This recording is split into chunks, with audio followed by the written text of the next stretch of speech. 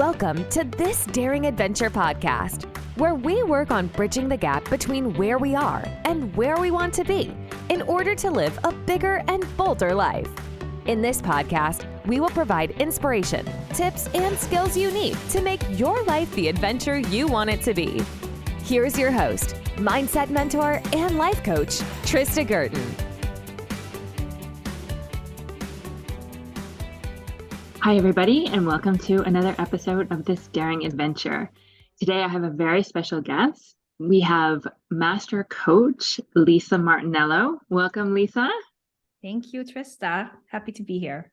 I'm so thrilled to have you as a guest. Lisa has been my coach. She was my instructor when I went through coach certification, and I've also subsequently worked with her and all things business coaching. So you have been with me through my entire coaching career over the past few years. So yes, it was so fun to yes, it was so fun. I know you told me this other times, like I could have done this without you. And I think in the beginning, right, like we are always like questioning, can I really do this? And I just love the idea that as coaches, the one thing we say sometimes can make a difference between somebody like giving up or something continuing to this. And I love that. But yes, I've seen all of your journey. So that's exciting to see you now all grown up. Well, thank you. Thank you for all of your support over the past couple of years. So today I have a few questions and I want to know more about you because you know everything about me, but I don't know too much about your journey. And how did you get started into coaching? Oh, actually, I got started while I was working full-time in my past life with a health coaching course that I did online. It was integrative nutrition. And then from there, really, what I took home from that course, more than the topic, the health topics that we discussed, was actually like how much I loved the coaching piece of it. And so from there, I started doing other coaching certifications and courses, both online in English and in Italy, where I live. And that's how we ultimately met. Okay. And so when was that? How long ago was that? It was around 2014, 2015 is when I started doing these. So yeah, it's been a while. Yeah. Okay. And so what's your favorite part of coaching? I think really, I was reflecting on this the other day, and like, it's really the combination of a job that allows you to be creative, work on the deep stuff, like going in depth and not having just a small talk, which is something that I love, you know, being creative, creating ideas, creating tools for people, helping people, like all of these things ticks the boxes for me, but like is a meaningful profession. And I just love that we live in a time where we get to do this. And I've appreciated the work that you've done, especially like the work that we've done post-certification in your private practice, because you are very creative and you can see that the content that you're creating and the discussions that we've had are very thoughtful and they've just been so helpful to me. You've presented things in a different angle and taken us, you know, much deeper than obviously I would have done myself. Oh, I love that. Yeah. And honestly, like the real answer to that question is, for me, the most rewarding part of this is like seeing my clients doing new things in the world. And just in general, the concept of like helping people become more who they want to be, right? Which is a lot of like related to my work and, you know, just like the topics that I like to coach on. But that I think is the ultimate privilege, right? Of helping somebody step into a version of themselves that they want to be. So that's like the cherry on top, but it's also the most important piece. Yes, no, exactly. And that's what I love too, is that we see people, they come to us and we start working together and they start imagining possibilities for themselves and for their lives that they had never had even before. Considered. Yes. Right. And that's been my journey, you know, and that's why I'm so excited to share it with people. Yeah, absolutely. And, you know, I think like all of the other things that are around like a coaching business or any business, like the accolades and the awards and the money, all of those things are helpful, are great, are fun. But I believe like a true coach really, really thrives on those things that we discuss. And those things cannot be just like collateral, extra bonus. No. especially if you want to make this a profession. It's still a profession where you are in contact with people, where you are, asked to hold space, when you are in service of people. And sometimes I feel like in the whole like of the marketing world, or like the lead conversion, or like all of those things, like we lose track of the important stuff, right? And so really at the end of the day, that matters. So going back to some of the content that you have created on your Instagram feed over the past, it's been the entire month of March, correct? Yeah, it's been March. I've been good, huh? Yeah. So you've been doing 30 truths over the course. And so you've been releasing one each day, and they've been very thoughtful. And I in particular liked number 25, which you wrote, be what you don't have. Mm-hmm. Yeah. And you mentioned, becoming what's missing, and I'll quote you here, you have the power to be the version of what you want to have that is accessible to you right now. Yes. And I think what this means is like, sometimes we just look to, get to the end of the finish line, right? Before we allow ourselves to either think something about ourselves. Well, actually, it's deciding that we are that person first, and then means that we have in this moment with what is available and accessible to us in this moment. It's like, how can we be that thing that we want to have, or that we want to be now? And that ends up creating the final result, ends up taking us to the finish line. And so we just forget that it's never the final thing that we get that will make us feel in a certain way, or that will make the journey enjoyable, or that really matters. Like, there are so many miserable people in this world with very fat bank accounts, with having like all of the boxes ticked, that are not enjoying their life. And so I think that really is a concept that if we remember this, if we remember to like be the person before we get the thing, then we will enjoy the thing when we get the thing, and we will have enjoyed the process getting there. Right. Yes, I love that. And I think it is so important. And how do we do that in coaching? How do we do that? What do you think, Krista? Like, I think, no, like my part quizzing you is over. No, I think it's all about like really changing the way we see ourselves, right? There's a big misunderstanding that like, until we have something or we have done something, is like the old like have do be model, or if I have this thing, that I'm going to do this, and then I'm going to allow myself to believe that I am this person, right? And so it's like really stepping into the be, do, have, order of things, right? Where we have to start with the internal work of starting to see ourselves as the person that will create whatever result we want to create in our life, in our business. And that is a piece that like is just not optional. It's either now or later that we will have to do that work. So I just encourage people to do that work now, and then send that version of themselves to create the result in the world. Right. Yes, I love that. And I think it's also important to activate that feeling, that you have this vision of yourself, who you want to become, and also to start embodying that. Yes. Because emotion. when is it going to happen, right? Like we think, oh, on that day, to the end of my marathon, right? Then I will feel, but like you have to feel like a runner before you run the marathon. You have to identify on some level, maybe not 100%, but like 80% as a runner, in order to even put your training shoes on. Right. And so that just like makes the whole effort that we do in the marathon easier, right? That makes the journey more enjoyable. Right. Yeah.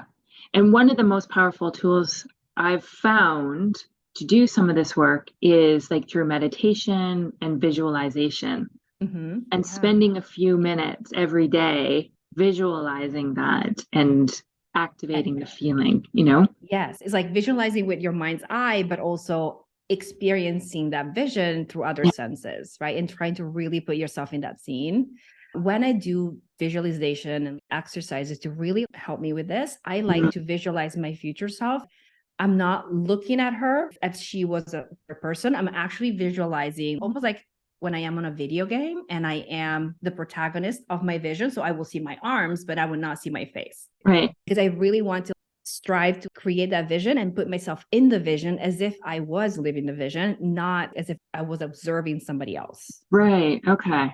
Okay. Interesting. Yeah. Because I think I've sort of been doing it like watching a movie almost. Right. Like, And that's awesome, right? I feel like at the end of the day, if I really become my future self, I will be experiencing my life just yeah. as I'm experiencing my life right now. Right. And so that's something that you can try if you want to like do it differently. But even like watching that in a movie, that's obviously super helpful. Right. Yeah. Okay. All right. So in terms of, I ask all of my guests Mhm. about their goals. And do you set goals? And if so, like what goals do you have for yourself right now? Mhm. Yeah, that's such an interesting question. So I always like have this process of writing down things that I want, things that I imagine coming to me, things that I want to have in my life in notebooks. So I fill out all of these notebooks, and every morning I would just like write down whether that's a number of clients, whether that is a car, whether that is like something. And I just like have this habit. I've been having that for so many years. And it's not even important that I focus on those things every day. It's just like the habit of just writing down what I want, writing down what I want to create, that I found very helpful to just keep myself focused on that. And then with traditional goals, I've been through phases, right? So I've been through phases of like doing it the traditional way, the SMART goal way, specific time-based goal, the specific result. I've tried like focusing on the result as the most important thing. Like, we're only going to focus on the end result. And I found for myself, it's not my favorite style of setting goals. Right. I think for me, it's like setting the goal, setting the vision, it's connecting to the feeling. And then it's also being not necessarily super attached to like timing of things. Mm.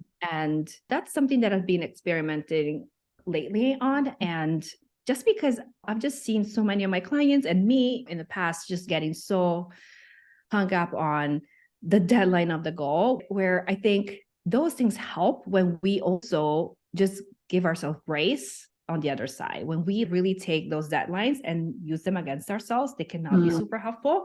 And so I think I don't have a specific process that I always use, but I've been leaning more into really focusing on the vision, like you were saying, focusing on the feelings associated with that vision, and then adopting an attitude of let's steadily move towards this without being distracted by the specific day this has to happen by, Right.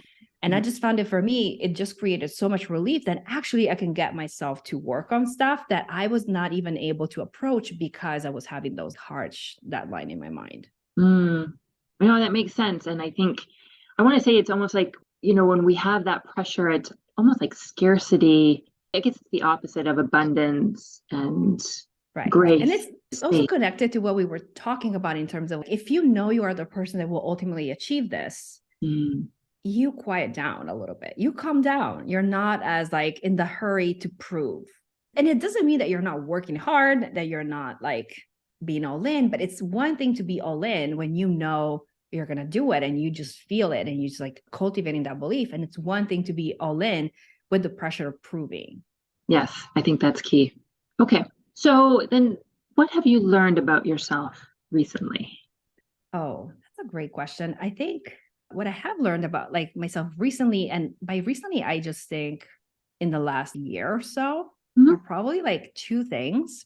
One is I've just been reconnecting to my rebel side in terms of, I've always been super independent as a child. Like I would just go out of the house, cross fields to go visit my best friend, not tell anyone. I was very like independent, self-assured. And then, the world, especially to women, the world teaches you that you have to behave and you have to be a good girl and you have to do this. And so I feel like reconnecting to that side of me that, values freedom a lot, values like independence, knows what she wants. I'm curious to know if for you it's the same, Tristan, but I can look back and trace the dots and notice how I always knew what was best for me all along, even though in the moment I never felt like it, right? And so I feel like I've been like rediscovering, and I don't even want to call it rebel because I don't look like a rebel. You would not describe me as a rebel as the first adjective, but I have this revolutionary freedom-based aspect to me that just like rediscover that. And I like including that, right? In like in the way that I do things and the permission that I give myself in my day-to-day life, in my business. So whenever we discover a part of us that like we maybe kept in the shadow a little bit, right? We could just kept, or we were taught not to have or not to trust. I think it's always like super enriching to rediscover that. Okay, I like that. Yes. Because I think connected to that is also trusting yourself to know what's best for you. And that is super, super important, right? On every level. But normally the things that allow us to trust ourselves more is like when we really know ourselves in all of our parts, and then we have the full picture of who we are, right? Or right. Yeah. Without the judgment. Yeah. Without the shoulds, without love and compassion and love. Yeah. I like it. Totally. So what are some of your favorite books or podcasts, people, apps? I mean, Watching, like reading. apart from you. Yeah, exactly. I don't know. I think those books that you always keep in your bookshelf that you want, for me, a couple of years ago was Untamed by Glennon Doyle. Yeah. Which speaks a lot to this freedom that we were just talking about. So that's been like very, very good reading for me. And I just like love in general. I don't sometimes have a favorite TV show or a favorite book or a favorite podcast, but I love archetypes. And so I like to just find archetypes in different TV shows that, like maybe the character of that TV show represents a certain archetype for me. And so I love tracing those kind of things in different shows.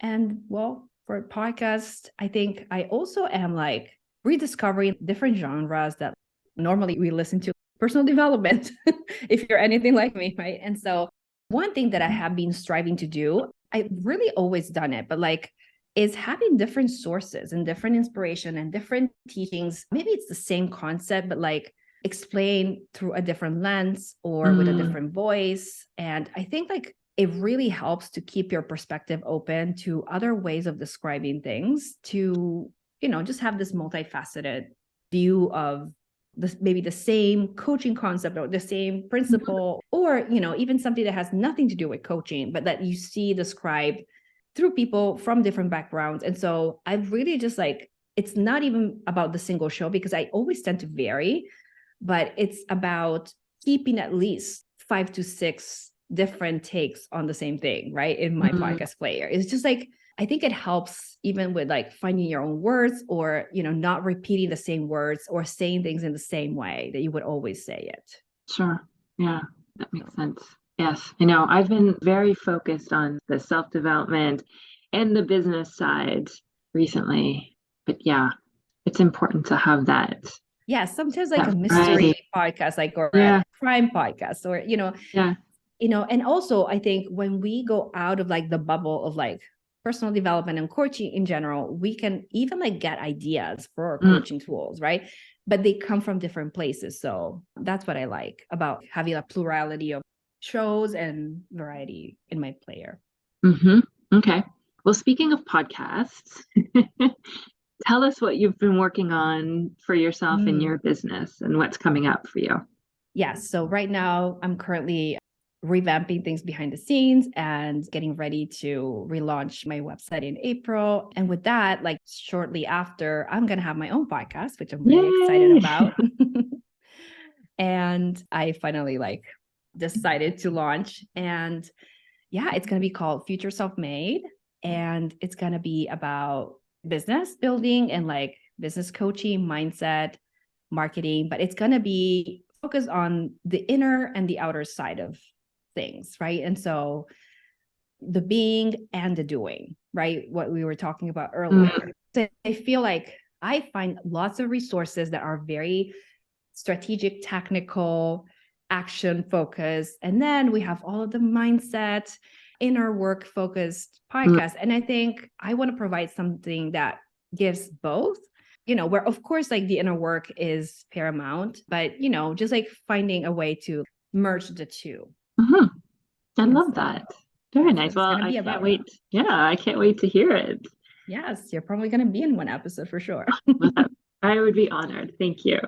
So, anything else you want to leave the listeners with before we finish up? Any final advice, tips? I think I just want to invite everybody to just really find their own independent vision of what they want, like really pursue that and trust themselves to decide what is best for them and what goals they want to set without being like swayed or influenced or lured by all of the examples we have. Because I feel like at the end of the day, your vision, like what will make you happy, right? May not look like what everybody else's vision looks like.